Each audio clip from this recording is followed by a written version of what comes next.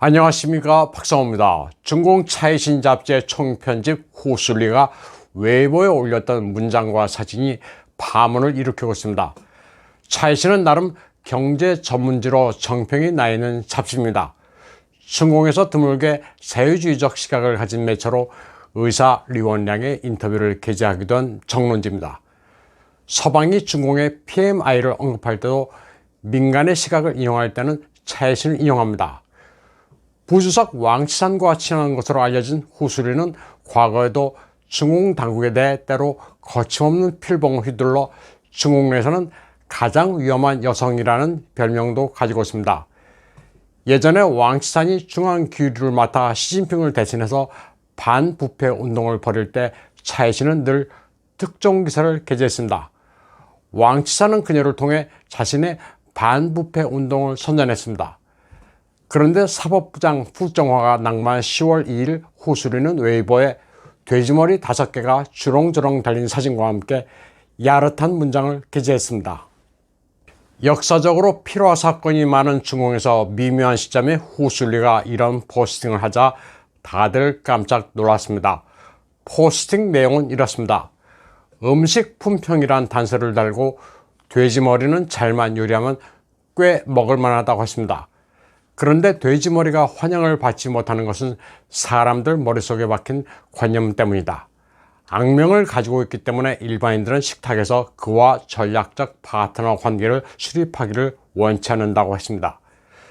중국의 식문화를 이야기한 것 같기는 한데 이 포스팅이 파장을 일으킨 것은 두 가지입니다. 돼지머리 사진과 식탁에서의 전략 파트너 관계라는 문장입니다. 돼지머리는 시진핑을 연상시킬 수 있습니다. 머리가 잘려 갈고리에 주렁주렁 달려있는 사진이 시진핑에 대한 저주로 비춰질 수 있습니다. 음식만 이야기했으면 괜찮은데 식탁에서의 전략 파트너라는 언급은 무엇인지 억측을 불러일으키기에 충분합니다. 돼지머리는 민간에서는 분명히 어리석은 사람을 욕하는 표현입니다. 시진핑은 곰돌이 풀한 별명도 있지만 그의 극전호선이 효과도 없이 삐걱거려 돼지머리라고 부르기도 합니다. 삶은 소대가리가 앙천대소한다는 표현이 한국에서 유명한데 중공에서는 돼지머리가 등장합니다. 돼지머리가 환영받지 못하는 것은 그 이미지 때문이다. 악명을 가지고 있는데 누가 식탁에서 전략 파트너 관계를 맺겠는가라는 문장은 마치 중공의 좌충우돌하는 전당 외교를 연상시킵니다. 중공에서는 사소한 문장도 피로화를 일으킬 수 있습니다.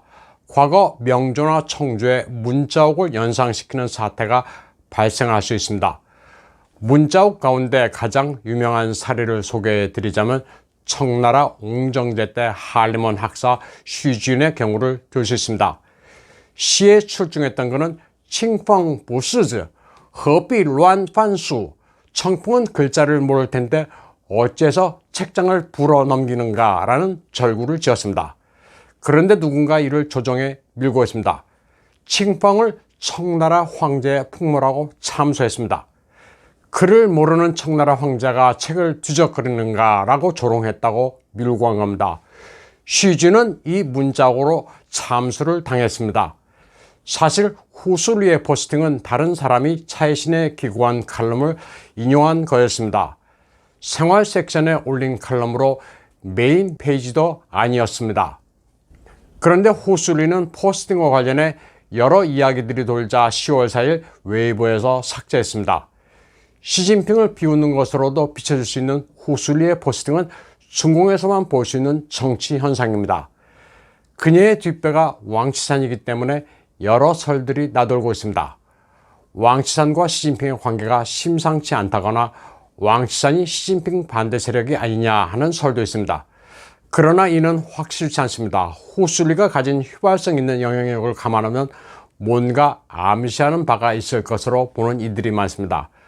과거 그녀는 조용황이 낙마하기 전 그와 관련된 고발 기사를 쓰기도 했습니다. 조용황의 권력이 살아있을 때 페트로 차이나의 비리 사건을 파헤쳤습니다. 조용황의 실명을 거론하지는 않았지만 페트로 차이나를 조용황이 좌지우지하고 있던 때라 직격탄을 날린 셈이 됐습니다. 공안의 짜르라고 불렸던 조용황은 석유빵으로 불렸습니다. 석유 관련 거두인 페트로차이나, 시노펙 등은 그의 돈지갑이었습니다. 석유방 스캔들과 함께 호술리의 가장 대표적인 고발 기사는 정칭웅의 아들 정웨이가 자산규모 700억 위엔인 산동의 루넝 그룹을 집어삼켰을 때 루넝은 누구 것인가 란 기사를 썼습니다. 중공의 매체 환경에서 이처럼 대담한 기사를 쓸 수 있는 것은 권력의 비호가 없으면 불가능합니다. 그녀는 왕치산이 중앙 규류를 맡았을 때 상방보검을 얻은 듯 했습니다.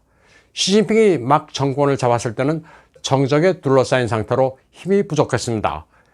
이때 왕치산을 내세워 정적을 제거하기 시작했는데 숙청에 앞서 차이신을 통해 바람을 잡았습니다. 매체를 통해 반부패 분위기를 띄우자 민심도 움직일 수 있었습니다. 기층 백성들은 공산당의 부패를 증오했기 때문에 왕치산, 시진핑과 짜고 버린 언론 플레이였지만 차이신의 호술리는 정의의 사도로 비춰졌습니다. 정가의 거물들을 겁없이 비판하는 것처럼 보이는 바람에 중국에서 가장 위험한 여인이란 별명도 붙었습니다. 확실히 시진핑은 모택동식으로 사유하고 있습니다. 미국과 무역 분쟁, 군사적 대치를 불사하면서 영화 장진호까지 띄우는 것을 보면 명백합니다. 6.25 사변 개입도 모택동이 결정한 겁니다.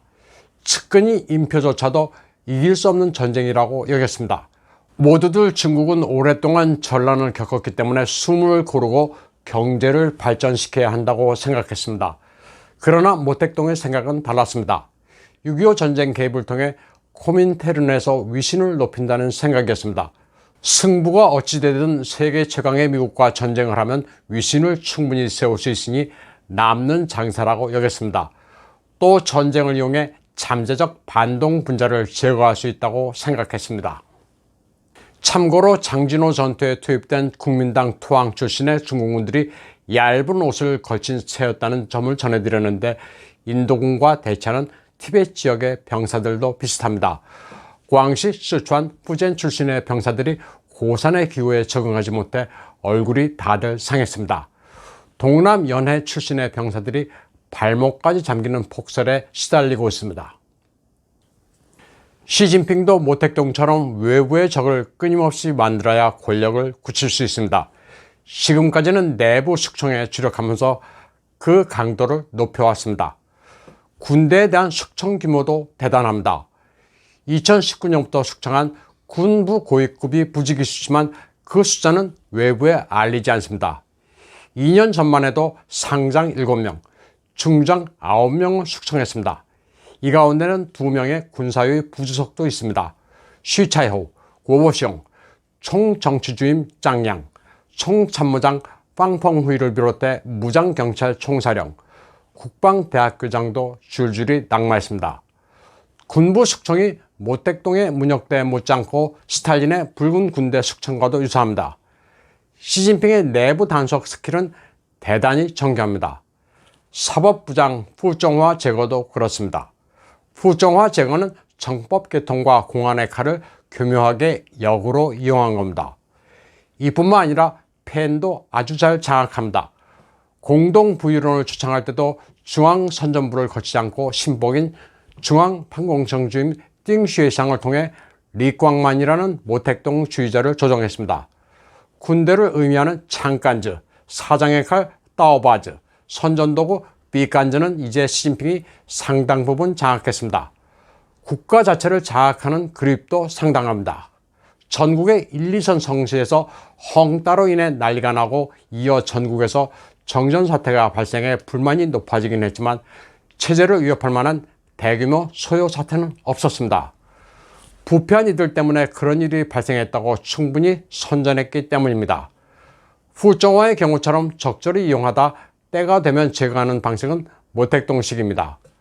모택동 사장, 모택동은 붉은 태양이라고 떠봤던 이는 유속이었는데 문화혁명 때 숙청됐습니다. 역시 모택동 주석 만수무강을 외친 이는 인표였는데 그 역시 망명을 시도하다 비행기 추락으로 숨졌습니다.